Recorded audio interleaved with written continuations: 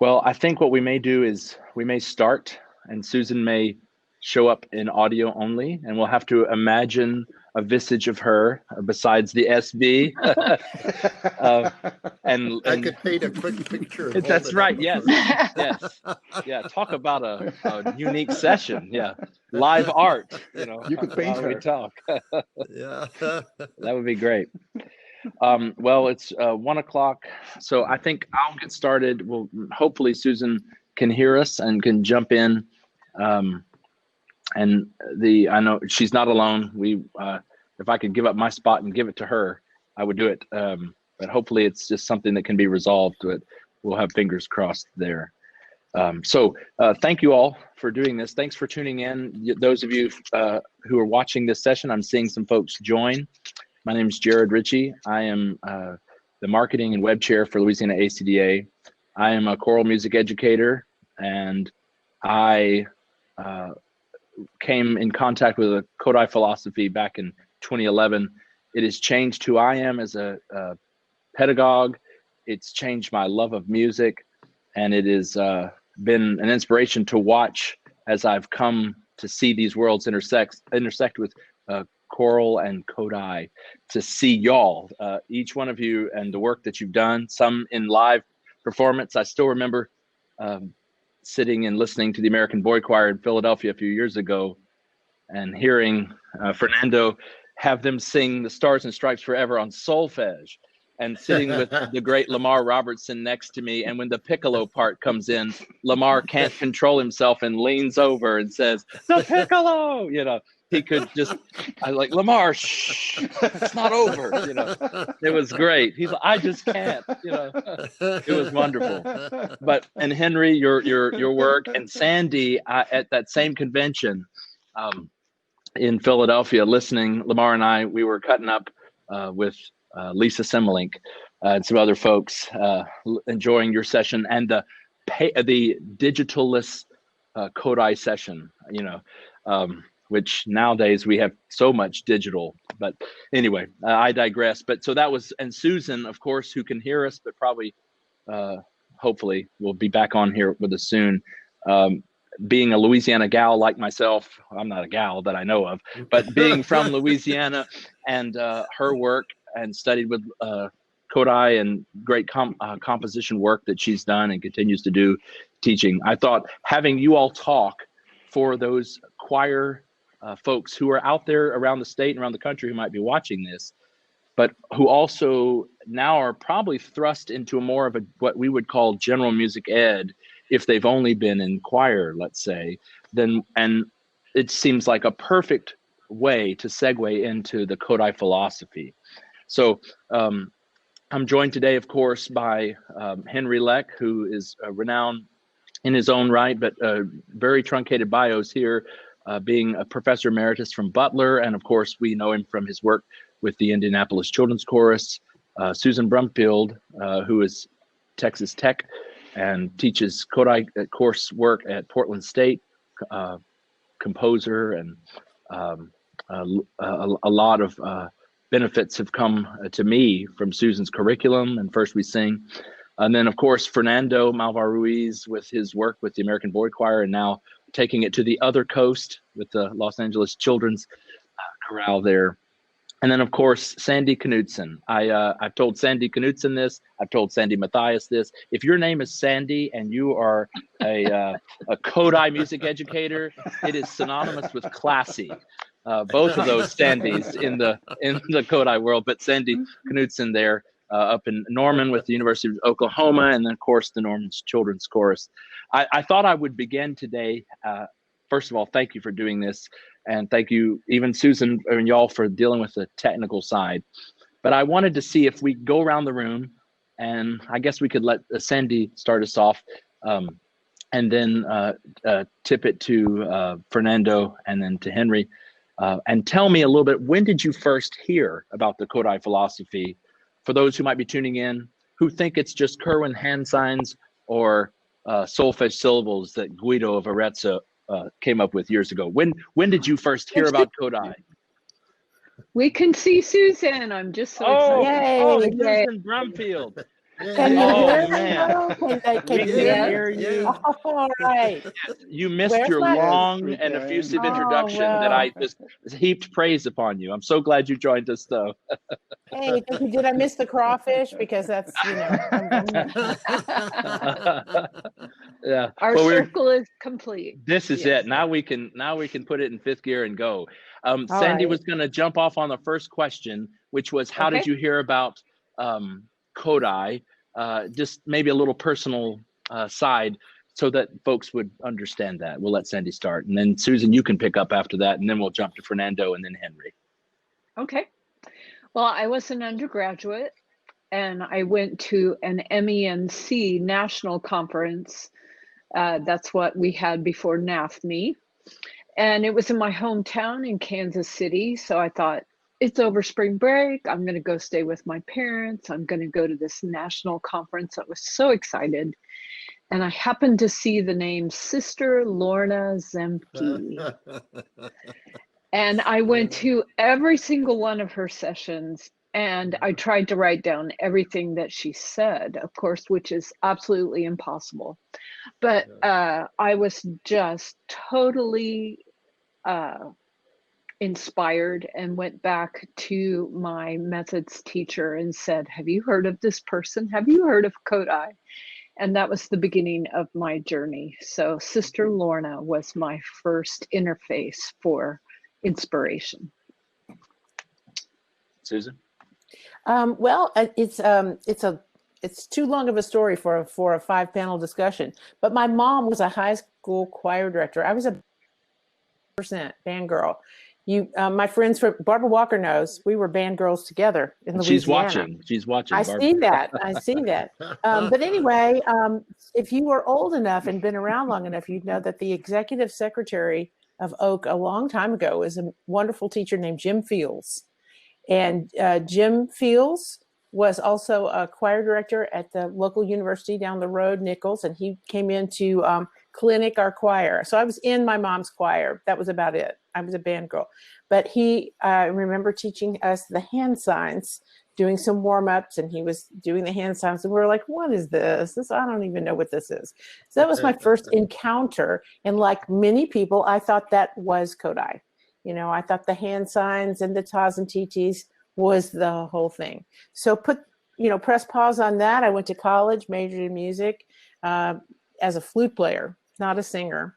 I was in choir a time or two, but that really wasn't my thing. I was a flute player, and I got out, couldn't find a job. Only job was teaching elementary music in a town called Longview. And I thought, well, I guess I can do that. I had my kiddie song and dance class, and I know my tas and titis.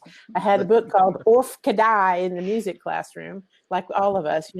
I thought it was like the hokey pokey. It was like a thing, Orf Kodai. I really didn't even connect that was a composer. That's how not on my radar Kodai was. But long story short, I got the job. I inherited some teaching materials. I opened up a book of lesson plans and a curriculum. And guess who had written the curriculum for the school district? Betsy Mall. Okay, so those of you who are in Kodai world know that Betsy was one of the founding members of OAKE, as a matter of fact, and had studied in Hungary. I'd stumbled into a gold mine. So long story short, my education with the Kodai approach started then by just brushing shoulders and teaching from this lady's lessons, because otherwise I wouldn't have known what to do. I was completely in the dark and clueless and had no idea what to do. And that has been the driving force of my career. As a college music professor, I remember what it's like to be in front of a room full of kids and have no idea what to do. Mm-hmm. And this was the first thing I had seen that said, oh, this is more than a bag of tricks. This is a thing. Mm. So after a little hiatus of teaching, I taught choir for 2 years, then I went back full-time to teaching band, but it never left me. Like, why are we starting from scratch with our band students? If they've had K through 5 in the school district of this curriculum, why are we starting from zero? And it never stopped bothering me. I later ended up in a private school where I was teaching K-12, and I think that's when Henry and I crossed paths. Shortly crossed paths with Sandy after that when I went to Norman to do my doctorate. And so I was in from there. And from that point forward, I did my levels training with Jill Trinka, Gene Siner, folks like that, Sean Deibler, and Lamar Robertson, of course. And I was hooked, never looked back. Thank you. Fernando?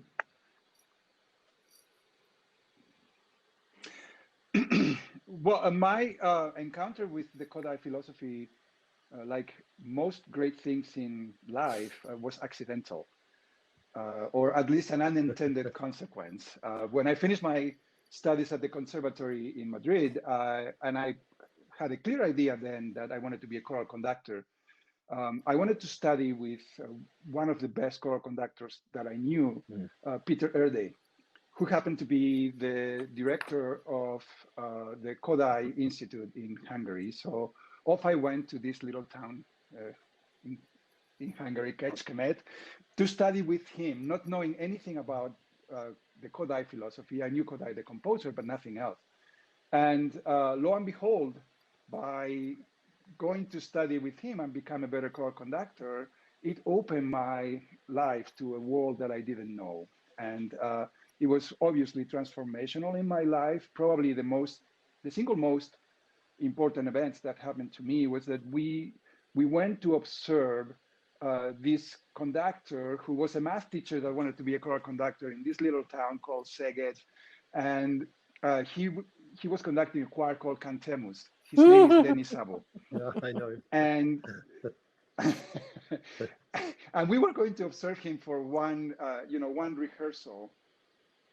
I was blown away to see the joy in rehearsal, to see the Kodai philosophy really at play in the rehearsal room. So I asked him and I asked the people at the Institute if I could stay in Szeged for a few days, just seeing him work.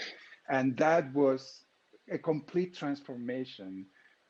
But I did not go to the Kodai Institute looking to be a Kodai trained musician. I went to be a choral conductor, and I discovered this amazing world by accident. And Henry? Well, it's interesting. I had an undergraduate training with Eastman trained faculty, and we learned to sight sing by using numbers. Do to fa was 1 to 4, etc. And I'm not sure that worked very well, but that was how I started sight singing at the college level. Then, as I started doing graduate work, I worked a lot with Juilliard people, and they taught fixed do. So C was always do, no matter what key you were in. And then I was hired, and this all happened simultaneously. But in 1986, I was hired at Butler University, and I discovered for myself the first time the magnificent opportunity with children's choirs. And I started the Indianapolis Children's Choir. But at Butler, there was a real little choir of like 20 kids that Kathy Smith was conducting. It was called the Butler University Children's Choir. And she was leaving. And so I had lunch with her and I said, can I encourage your singers to join this new children's choir that I'm starting? And she said, well, first I have to ask you how you're going to teach solfege. And I said, well, I'm going to teach fixed do. And she said, I think you should rethink that. and I did rethink it. In fact, the way I rethought it was I hurried off to Indiana University and sat down in Mary Getsy's office and said, I know a lot about teaching voice. I know a lot about choir, but what do I do with children? What's common with children's voices, and what do I need to know? And from that, I walked out of her office with this large stack of octavos that she gave me to peruse, and I signed up for Kodai training that fall, did the 3 levels of certification with Gene Siner and Mary Getsy, and I will never turn back. It became the basis of everything we do at ICC. That's very interesting. It seems like the theme that runs through all of this is that you didn't see it coming, your Kodai interactions. I would echo that, my own interactions there. I thought you all could talk about our second question, and we'll mix up the order, is what surprised me about Kodai is what we mentioned and alluded to earlier, is that it's not just the hand signs and the solfege syllables, but it really, maybe you could put better words to this. It seems like it's teaching the phonics of music, like we rightly, I think, teach language, where you sound out words and sound out rhythms. That was a misconception I had when I first came in. Could you talk to someone who might be watching here from Louisiana ACDA who may have thought like I did, that it was hand signs and solfege syllables? What other misconceptions could you all say that you might have had, or you find in your professional work that people still have when it comes to Kodai? So let's see, who wants to take that? Anybody want to take it first, or I can volunteer? Henry, yes. I could start, I guess. I'm not sure my esteemed colleagues here would agree with me, but when I studied the Kodai method, I became so frustrated because I thought it really was a method. I kept saying to Dr. Sinor, where's the book where I can just follow to learn how to teach this? And it's not really a method. It's more of a philosophy. And you have to go find your own materials and put them together and create your own curriculum and create your own set of sequence and your own process of learning. Those little tools, the Kerwin hand signs and solfege, are just tiny tools in the whole process. I think most people think they're going to get a recipe book, and there are many people writing different recipes, but in fact, I think that's the major misconception of the Kodai philosophy. Yeah, I'll jump on there. What Henry said. You know, I have two. I have one. I want to respond to what Henry said. You know, part of my training was the deal is, as we're leading the kids through the literacy aspect of the Kodai approach, you know, we say we lead them to discover it. It's sound before symbol. It's oral first, and then they discover the critical attributes of whatever the element is through this series of carefully guided questions. And I kept going, well, what are the questions? Like Henry said, where's the, I was like, what are these questions? They're all like, well, it depends on what the answer is. And okay, that's a little hard to get your head around, but I'm now teaching this to undergraduates. And if I'd thought about it that way back then, it doesn't seem to faze them. They understand, they get the concept now. But I think, you know, understanding the difference between a sound to symbol approach and a symbol to sound approach, and having the idea that one is not the devil, it's just that one is better for, especially when teaching a young person. One is more effective. The Kodai approach is about the long game. And our educational system in the United States is unfortunately throws, especially secondary choral people like middle school teachers or high school teachers, into the short game right away. Because you may be working with a room full of singers who hadn't had the luxury of unfolding this knowledge from childhood the long way around and building on a known vocabulary and putting the skills into place. We know that in an ideal world with the Kodai approach, children begin to read and write with icons and manipulatives, and even in kindergarten. And then in first grade, they're reading and writing with a limited rhythmic and melodic vocabulary, and then that unfolds over time. Secondary choral teachers don't have that luxury. Maybe their kids, they're doing good to get kids into a high school program, period. You know, they'll take any kid, whether they had a feeder program or not. If the kid wants to sing, there they are. And then all of a sudden in one day, boom, here's the notes of the treble clef, here's the bass clef, here's the entire rhythmic vocabulary you're going to need. And by the way, you've got to read it in 2 parts and blah, blah, blah. And there's no time for, you know, so that I think is a misconception that leads to the idea that this is an elementary approach and it's not for secondary teachers. And I would like to dispel that, because again, tying back to what Henry said, it's a philosophy. It's more about the teacher deciding the best way to tackle the problem at hand based on who is in the room and the best way for them to learn it. And that is why there's not just the one way. But for the teacher, I think you really have to understand, and I try to encourage secondary teachers, go and do those levels so you understand what this was ideally like, and then you can adapt that and modify that for the situation that you have. Anyway, I'll stop with that. But that's I think my main frustration is getting secondary teachers to understand that this is not an elementary music approach. It's not for babies, and it's not just for singers. You know, instrumental teachers can teach this way too. This is just good teaching, isn't it? Just beautiful good teaching. Well, and I think that we have to go straight to the music. Yeah, go ahead, Fernando. No, please. I'm sure that what you're going to say is far more interesting. Oh. Well, I think the main thing is that we have to look at the music. I mean, the wellspring of our teaching comes from choosing quality literature and knowing the music well enough that we can inspire our students to love the music as much as we do. I had the privilege of working with Angie Broker when she founded Norman Children's Chorus, and I was blown away by her lesson plans. And I just said, could you please help me figure out how you come up with these great music, these great lesson plans? And she said, well, the music tells me what to do. And I said, well, Angie, the music's not telling me what to do. So could you help me? You know, and so she spent a year really showing me how she studied her scores and how she used this approach to build a bridge to connect with her students so that they would love the music just as much as she did. And that's an approach, that's a philosophy.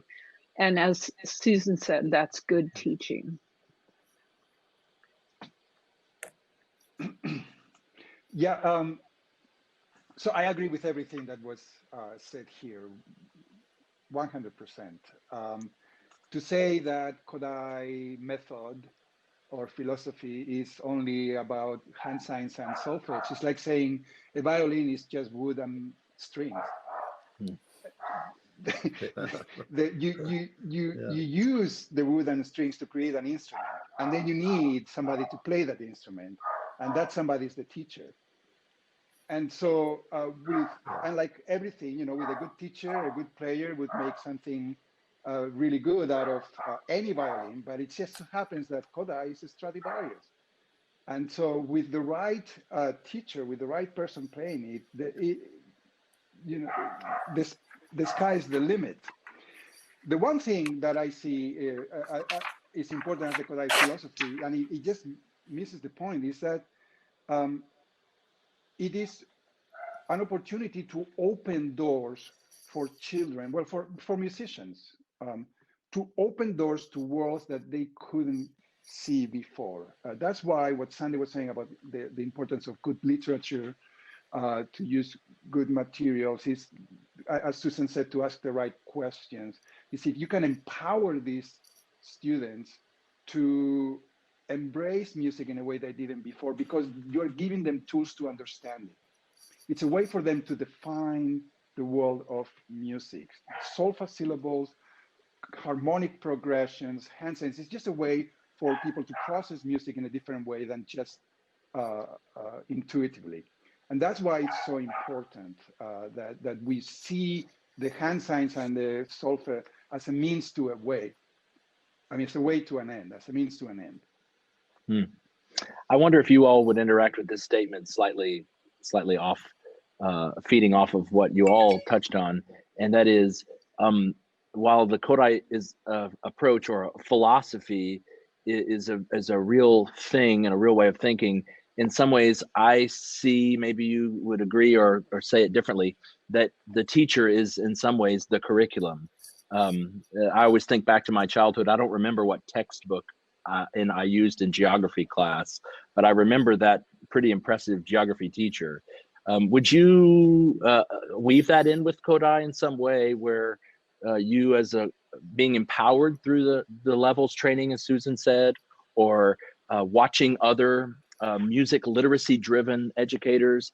Obviously, Kodai doesn't have the market on music literacy, none of us here would say, but would you agree with that statement? Anybody there, that you are the curriculum, the living, breathing curriculum for your students in the choral classroom or in the general music ed classroom? Well, I can maybe add a little bit, and it's to amplify what Susan was saying about finding, or maybe Sandy, finding the course of what you're going to teach out of the music. And what revolutionized for me, not only with the children's choir, but with high school and with college singers, is while selecting music, I would take each octavo and study it and list on the cover of the octavo all the elements that could potentially be taught. Should they all be taught? No. But I would figure out where those singers were in the learning process. And it was probably one of the key elements in my choosing what music we were going to sing for the semester, was not just what would make a good concert theme or what would please the audience or what the kids might enjoy, but it also was what would fit into their learning spectrum sequentially. And I think that's the marvelous thing about Kodai, is that you're not just throwing stuff at them. I said to many people, you know, you can teach solfege like swimming in a swimming pool. You can just throw your high school choir in the deep end and hope they'll swim, and they'll learn to hate solfege. But if you start at the shallow end and you start figuring out what they can learn and how that can become a discovery process, then suddenly the whole concept of teaching changes. But it starts with digging those elements out of the music first to figure out what you have available to you to be able to teach sequentially. Yeah, Henry, that's, I will, you know, I often tag on Henry because I remember sitting in those workshops with you, Henry. I had been, you know, I was a secondary choral director before I taught elementary music. I was everything before. I was in my, maybe 12th, 13th year of teaching before I taught children. I mean, my lowest grade level was 2 years of middle school, my first 2 years of teaching. Then I taught high school band. And then I went to a private school. It was K-12. And when I first got there, I didn't know the difference between a 7-year-old and a 12-year-old. And if you're like me, if you're, you know, I didn't have children. I never babysat. I didn't really know any children. And I was just taking a guess as what I thought they would like. You know, well, I was way off base a lot of the time because, you know, a game that's of interest to a 10-year-old is maybe too hard for a 7-year-old. And something that a second grade was a big hit in the second grade, I was just crushed because the fifth grade didn't like it. And, you know, in reflecting back on that, I came to realize that it doesn't matter how old the learner is. There's a continuum for every skill. Now I'm channeling Gene Siner and turning this into a pedagogy lesson. There's a continuum for singing, playing, moving, reading, writing, you know, listening, all of that. Each one has a continuum that goes from the simplest to most complex. And when you think of your learners, no matter who they are, what grade they're in, if it's a high school choir students, everyone is somewhere on the continuum with each of those skills. And so when you start looking at it, exactly like what Henry said, you've got to first analyze the repertoire and say, what's in this piece? But not just what's in it, what rhythm and what melodic element, but what's the form, what's the range, what's the language requirement in this piece, what's the cultural context of this piece? And boy, is that a big one. And do we need a whole day devoted to that conversation, right? What is everything that is, if this piece is a sponge, what is everything that's in it? Well, that's good to know. But then I would add that you also would need to know, and who are these singers?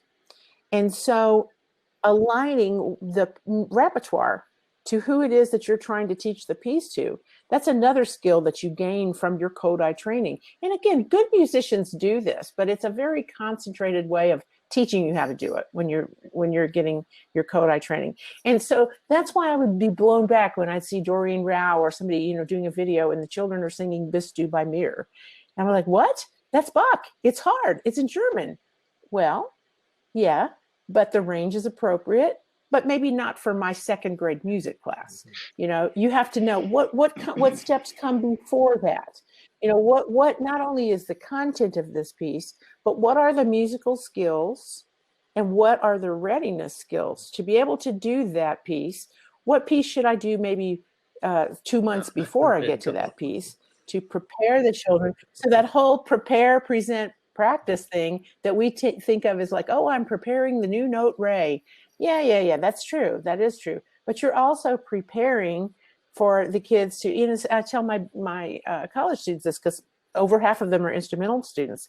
If you're going to be playing a piece for UIL contest and the clarinets go across the break, we don't want to be teaching that the day before you put the piece on the stand. You have to be able to sort of analyze and retrofit it. And I think, and then I'll stop talking and share the stage with my colleagues. I think that is the draw of this approach to that's what appeals to good musicians. People do not teach young kids because they love snail so much. That's not going to sustain an artist and a teacher. It's falling in love with the process of the pedagogy, and then realizing that any piece of music that you want to bring to your kids, you can bring that to them. They may not sing it. They may move to it. They may not sing it. They may listen to it. It may be part work for your sight reading that's only going to be 3 pitches with your middle school boys choir. Maybe they only have, 5 good notes in their singable range. Well, that doesn't mean that they can't sing Bach. They can't sing the piece as Bach wrote it, but that you can create a counter melody for them to sight read while they're listening to the Bach or the African-American piece or the piece from Cuba that they're going to interact with in a lot of different ways. So that for me is the point of the analysis that you gain when you do this kind of training. I don't know. I think that the through line that we're hearing with all of us is that you have to meet the student where the student is. And then you have to help that student grow. Good teaching is a series of successes. Bad teaching is a series of failures that eventually get to success. Mm-hmm. Maybe you arrive to the same place, but it's so much better to arrive to that place after saying, yes, good job, and let's add something to it, than, oh no, try again, oh no, try again, oh no, try again, oh, there it is, good for you. Well, I think the Kodai philosophy or the Kodai way of working thrives on those successes because you are preparing the students to be successful at something new. And when they are successful at that new, you are preparing the new challenge and for them to be successful. And that's the beauty. It could work on any system, but I don't know any system or any philosophy that is better at that systematic preparing for success than the Kodai philosophy. What is hard to see, or the difficulty here, is that we live in an age in which we all want instant success, instant big success. We don't thrive on small little successes. We want that pill that you add water and poof, there is music literacy. and that's what many people that I talk that I come into the Kodai philosophy, that's what they want. They don't understand that this is something that takes time to nurture the musicianship in a child. And what they want is, give me the book that is going to tell me what to do, when, and how. Yeah. And then poof, I have, without understanding that might work for a small group of children in Hungary, but what happened to a small group of children in Louisiana, in Baton Rouge? How do you have to adapt to that, and that's. But you're hearing this in the through line with all of us talking, is that the important thing is to meet the student where the student is. Mm-hmm. I had one person ask me once, do I see myself more as a musician or more as a teacher? And I said, you cannot separate the two. They both have to be embodied in your classroom. And the most important person in your classroom is your student. Can I add a quick story? Go for it. This was a light bulb for me. While I was doing Kodai training at IU, I sat every week and watched Mary Getze work. And in the fall one year, she was writing a lot of pieces at the time, and one of them was Carry On Crow.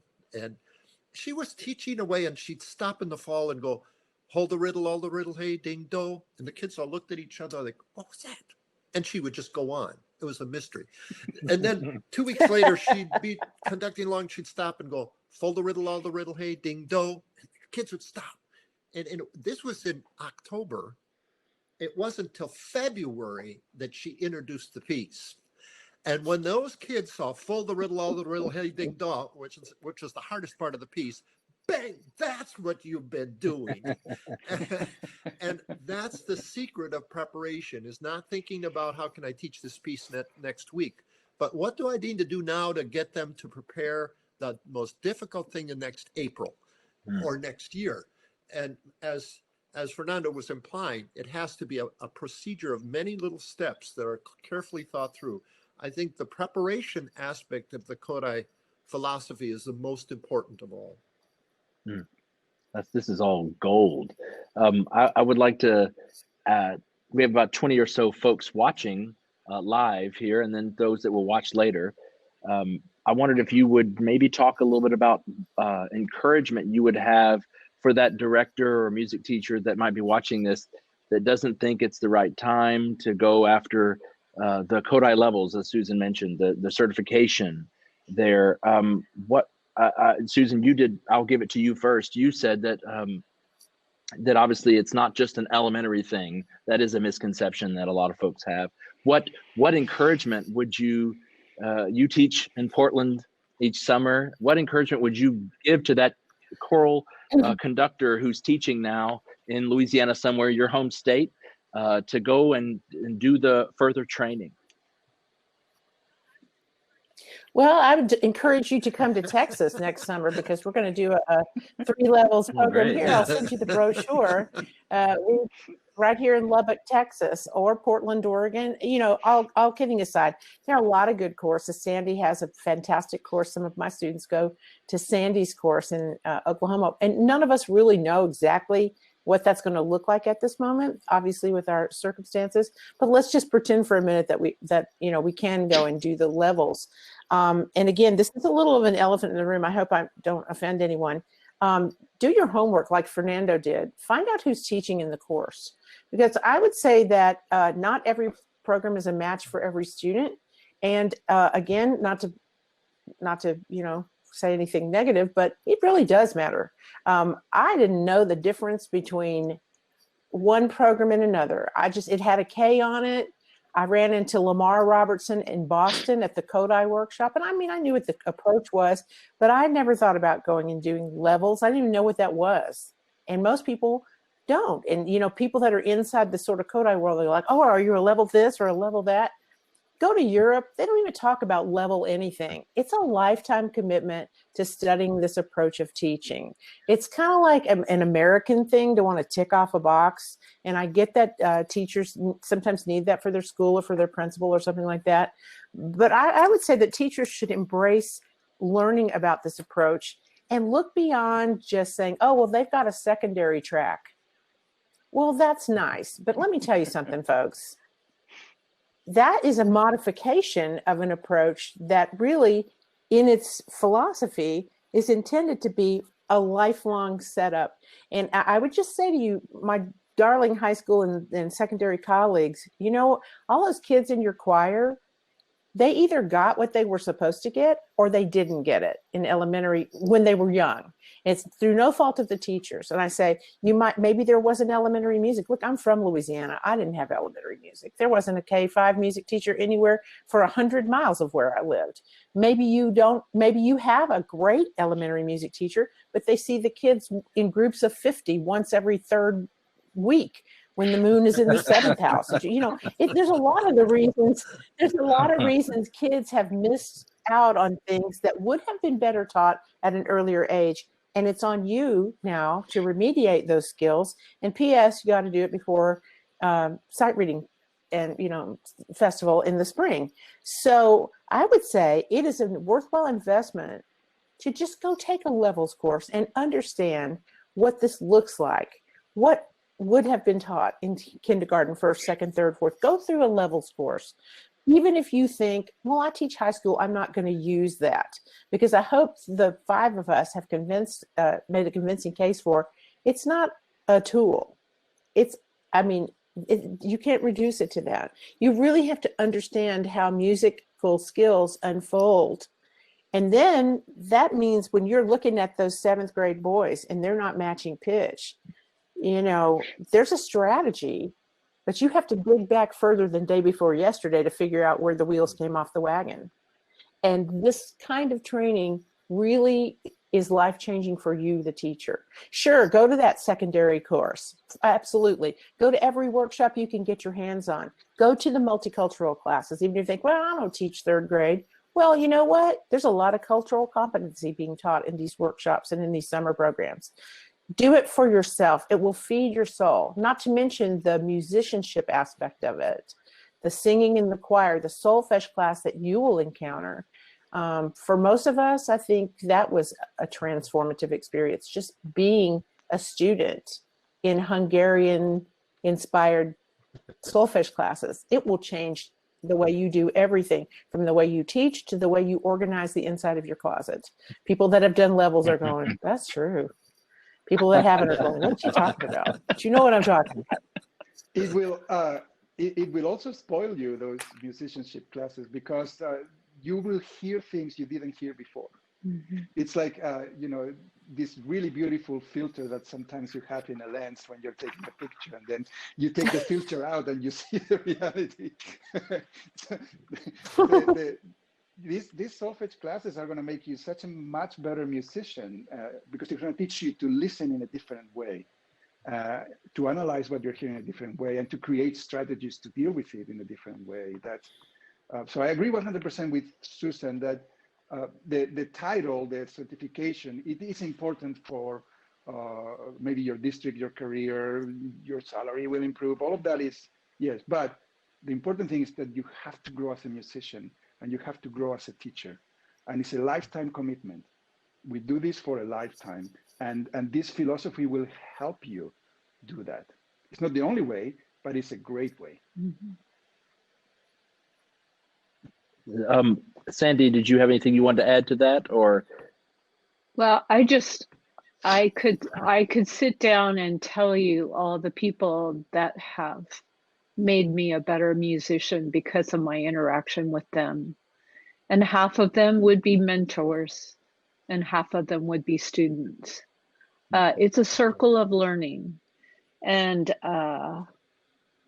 when we make music together with other people, we become better human beings. And so anytime you have a chance to do that and learn from someone else, or take a moment to reflect and say, wow, this is a completely different paradigm. What am I going to shift in my classroom as a result of this interaction that I've had with these people at this conference, or at this levels course, or when I fly down to Lubbock and spend a weekend with Susan? You know, how is it gonna change my life? And take every opportunity to learn from wonderful people. Excellent. Well, I thought we'd shift some practical things here that I think will be applicable to our folks watching.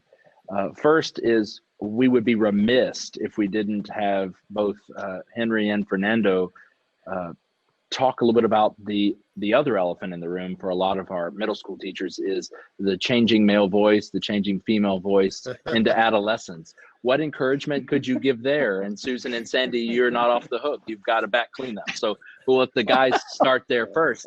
But what either one of you who want to take that question, just it's always a challenge. It seems like it's water cooler talk at all, or gin and tonic talk at all choral conventions. What would you encourage our folks in that area? Well, I guess I can start. There's an old saying that out of ignorance comes wisdom. And I have to confess that when I started the children's choir, I had 7th, 8th, and 9th grade kids. And once in a while, these boys would come up at the end of the rehearsal and go, Mr. Leck, I'm not sure I can sing that note. And I'd try it. Yeah, well, what should I do about it? And I'd say, well, let me just think about that. And I really didn't have an answer. I even went to a workshop in Minnesota called The Changing Voice. And what I found out, it wasn't about voice changing voice at all. It was about how your voice changes through your life. But I kept boys singing in their high voice, coming down across their break. And after a couple of years, I mean, we were singing national conventions with 90 kids in the choir, and a lot of those were 9th grade boys, and we were singing treble repertoire.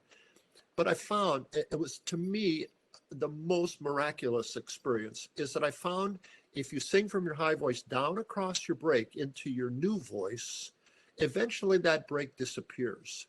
And that I think there's a great falsehood in thinking that a bass can only sing up to a E natural or an F, when in fact there's a whole other half of his voice up above that. And we tend to ignore that in SATB repertoire. It's not that a man should end up singing their whole life in their high voice. Some men do, but it's not necessary. But I think the high voice is the foundation to the new voice. And just as in a woman's voice, if you sing only in the lower part for a long time, you get a big break right at the passaggio.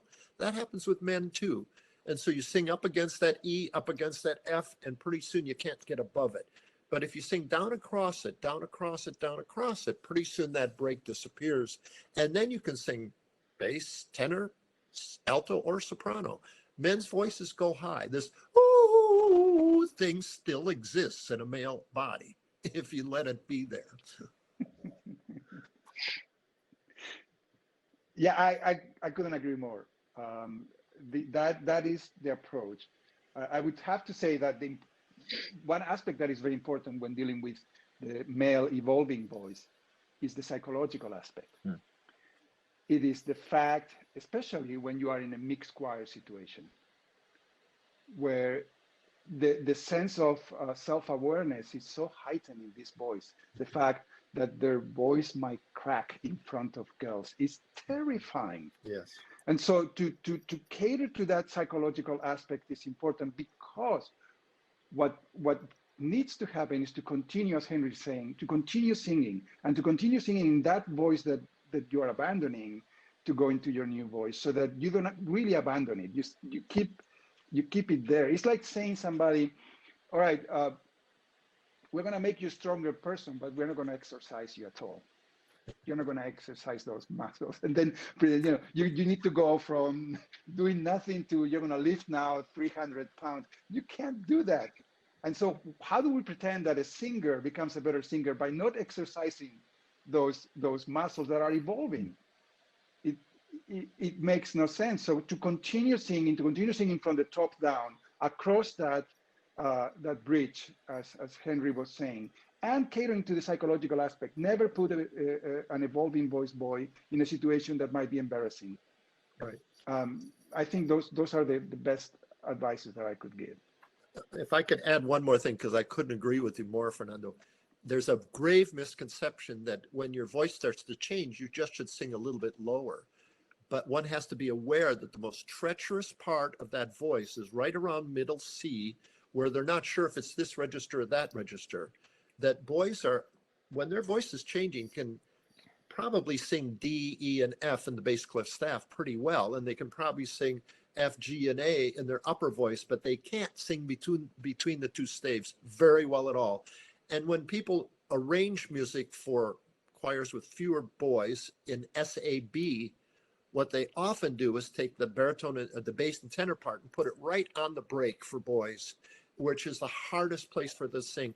And that's where Fernando's comment about boys feeling vulnerable, if they're supposed to sing up in that spot that keeps breaking and they can't manage well, they're not going to be comfortable as a singer.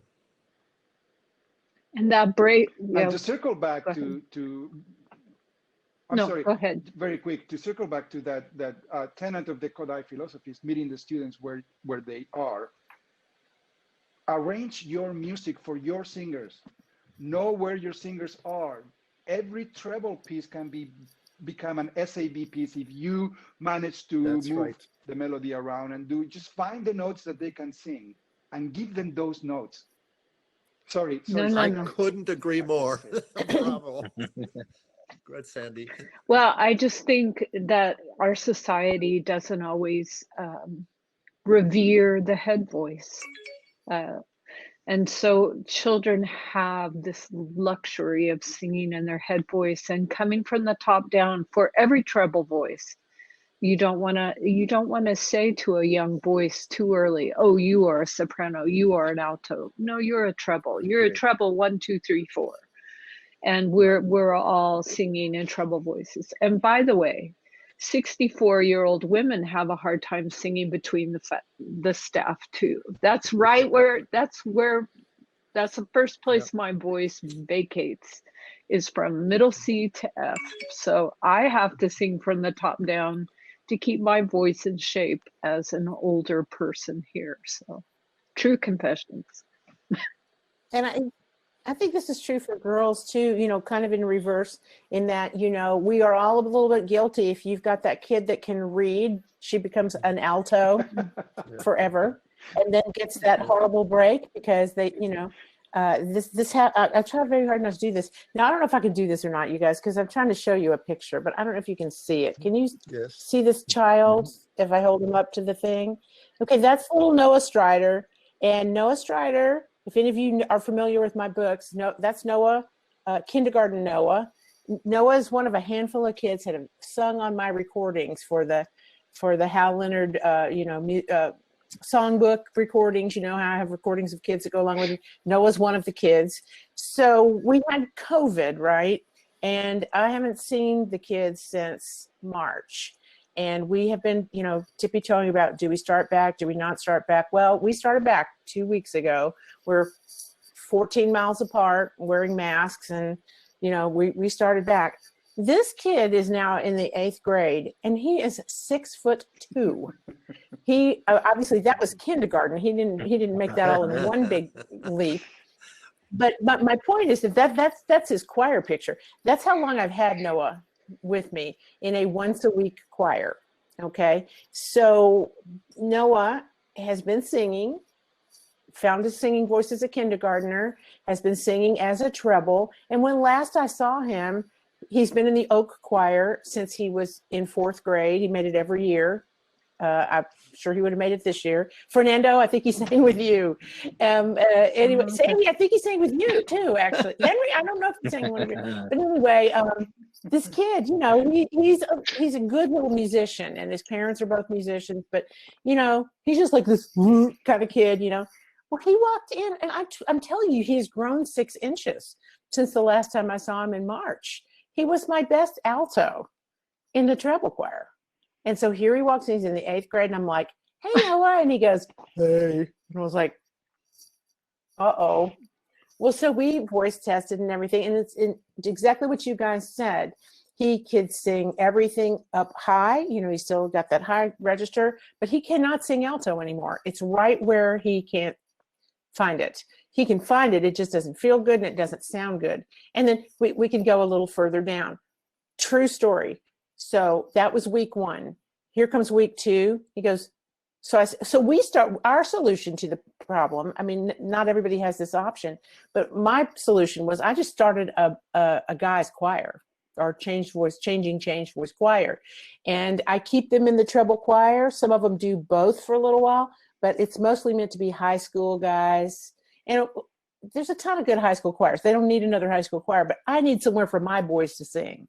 So I rope in these college dudes so that we can have an ensemble. And then my changed voice boys get to sing some, because they're used to singing good repertoire from being in a good treble choir. And then suddenly they go to singing this pablum that a lot of people write because of the limitations of the voice. That's another challenge for boys, in that, suddenly they get to middle school and the repertoire selection, Bach didn't write for the changing voice.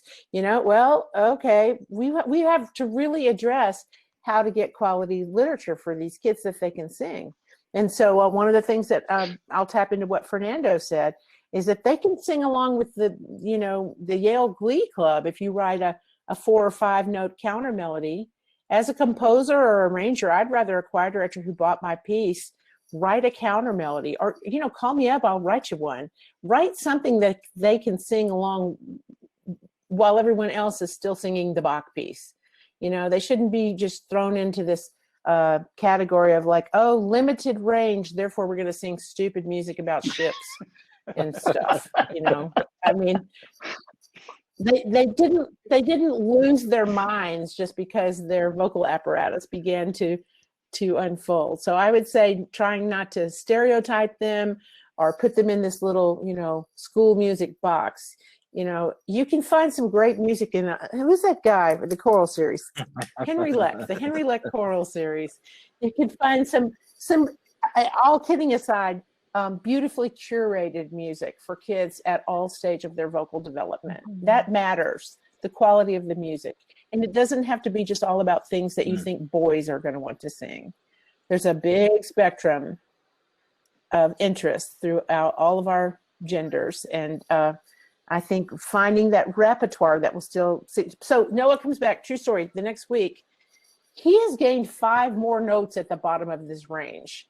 I had put him in the tenor section of Bro Voce, which is the name of my self-named guys choir, Bro Voce. He comes back and he goes, Dr. B, I don't think I can sing the tenor part. Because again, it's right there in that range. I said, well, no, I don't think you have the notes at the bottom for the bass part. He said, could we try again? I was like, sure. Y'all, he's a solid, he's 13, but he's, wailing on the bass part. So my point is, at 13, he may or may not be a bass. And I don't want to tell him, hey, you're a bass. He may become a grown man who has a tenor voice. But so I don't want to get that in his head either. Oh, I can't sing that because I'm a this. Just saying right now, this is the part that fits where your voice is. That's some good psychology, I think. To say for now, this is the part that fits that's you. very helpful. If I could just amplify what Fernando said, and that is that sometimes your best tool for that is using treble repertoire, 2-part or 3-part, because there's so much flexibility. They can sing down the octave, they can sing part 1 down the octave, or they can sing it there. I mean, you can create roadmaps They can chase the melody. They're insecure, the guys can chase the melody. And if I can throw in one more practical tip, use other guys. Use guys that they think are good role models. I mean, that sounds like the oldest trick in the book. Bring the coach in, whatever. It's not always that. Somebody's older brother that they look up to, or some of your older singers in your choir, or somebody that's in college or whatever. Somebody don't be surprised at who they think is cool. And the other thing is, whenever possible, I like to have guys that age together and not so much in a mixed voice class, if it's possible, because then that way they're all going through it together. And like Fernando said, it's not in front of the girls. They don't like to do that in front of the girls. And if you have them in a mixed setting, maybe have an after school group. That's more social than vocal, and just do some voice testing there. And the other thing I've done many, many time is just find what they can sing. What pop song? I'll play dumb sometime. I'll go, what's that? Bruno Mars? How's that song go by Bruno Mars? Something like, and I'll pretend like I don't know it or something like that. And I'll sing it wrong or something like that. And they go, that's not how it goes. It goes da da da, and they'll jump in and they'll just start singing, Dynamite, K-pop or whatever. You'd be surprised what they can sing if the context is not unfamiliar. Just find something they are willing to sing and start with that, and then go from there. Great. We have, this is great. We have just a couple more minutes here. So I thought I'd pose, I'm going to skip my Do-based major and La-based minor discussion that we talked about. We won't push our glasses up and nerd it up here too much, but I want to give you all watching a chance to write a question in the chat comments if you have one for any of our esteemed colleagues here. But I want you to realize all of these conductors and choral music educators and Kodai folks, which is our discussion theme, all have worked with children. I thought you would close with something with these educators who are working with children, something encouraging, something. I'm putting you on the spot, but so don't hate me later. I didn't send this to you ahead of time. But while we let a few questions, if they have any, come in. Is there anything you would encourage in this season that we're in to those that might be watching? Anybody that wants to take it first? Music is a lifeline for many of these children in an age in which we are encapsulated in our own homes and or relationship to the world, depending on where you live, but most of their relationship to the world is through a screen. And that social element of choral singing, that element of human togetherness is missing. And so we have to provide those lifelines. That music is a way to escape sometimes, or to understand better sometimes the reality in which we are. So our job as educators and our jobs as music educators, although it's harder to do nowadays, is more important to do nowadays. We are so much more needed at a time in which doing what we do is much harder. So it is, I get it. I mean, there are days where I get out of bed and I think, oh my goodness, what am I going to do with this? But we have to embrace the fact that we are essential workers in this day and age. Teaching music is an essential quality, and we are essential workers. And just to continue doing the good work, that's what I tell myself every day. If I could add, we spend so much time in music school teaching music history, music theory, performance groups and all that. We don't really talk about the human aspect that Fernando is referring to, how kids depend on other kids, how kids depend on their emotional connection. And just this week, the kids from ICC started posting about when they sang for the opening of the zoo, which is now 30 years ago, and they all talking about never squeeze a weasel, and they sang this and they sang that. They remember all those times when they were part of that group and they felt connected. There's a lot of discussion right now about social emotional learning. There's never been a greater need for social emotional learning, but where does it occur most? It occurs in music ensembles, I believe. I watched Josh Petty earlier this month. He had all the choir on virtually. You know what they did? They shared what pets are in their house. One time they were sharing what they could bake in the kitchen. Kids need connection, and choir isn't just about solfege or hand signs or Kodai or notes. It's about keeping humans connected. And now the need is greater than it's ever been. I think one thing, we did a few workshops this summer for our Kodai teachers, and the main thing was, it doesn't matter what PowerPoint font you use. It doesn't matter. The kids want you. So just give them you. They want your attention. They want you to interact with them. And that's the guiding principle for a Zoom rehearsal is how can you best share your best self with your students? I agree with all of you guys. I didn't realize how much I had missed them. It's a lot. It's a pain. And honestly, you heard it here first. Every year I think, is it worth continuing to do this? Our choir motto is never have so many done so much for so few, because we have such a comparatively small organization. But when I started it a long time ago, 15, 16 years ago, we started it as a lab choir because I have a job. It's teaching college students to be music educators. But at a certain point, I realized you can stand there and talk about that. And the further you get away from the time that you did it to now, the better you think you were back in the day. There's nothing to remind you how humbling it is and how hard it is than going back and trying to keep a choir going at this point in time with these kids. They try my patience, their attendance is sketchy, we get rolling and somebody has COVID quarantine. I'm like, if I could just say a word to the teachers, it's discouraging. Some of you know my sister. She's not on this call because she's, she said, I've heard you talk before. But, I hear firsthand what it's like to be a choir director in Louisiana right now. And if I could just say, I know people tell you, attaboy, way to go, keep going and all that. But seriously, it's a thing. What you all are doing is difficult. It is challenging. It's personally challenging, physically challenging, psychologically, emotionally challenging. Talking about SEL, we need SEL attention for our teachers.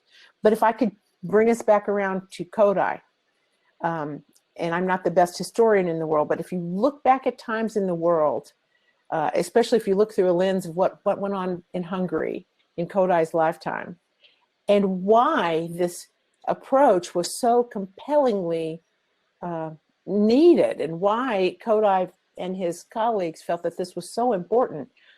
Think of the times, the war times, the struggles, the poverty, teachers who taught in bombed out buildings with maybe a piece of chalk what they always had was the music. They always went back to the music.